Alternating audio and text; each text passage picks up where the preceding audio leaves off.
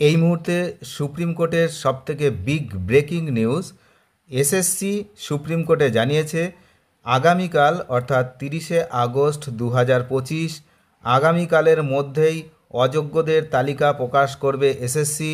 এমনটাই সুপ্রিম কোর্টে জানিয়েছে রাজ্যের পক্ষ থেকে, এসএসসির পক্ষ থেকে আইনজীবী কল্যাণ বন্দ্যোপাধ্যায়।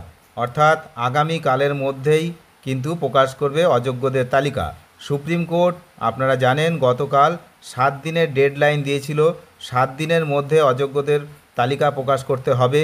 তার আগেই অর্থাৎ 30শে আগস্ট সেই তালিকা প্রকাশ করবে, এমনটাই কিন্তু জানিয়েছে সুপ্রিম কোর্টে রাজ্যের আইনজীবী।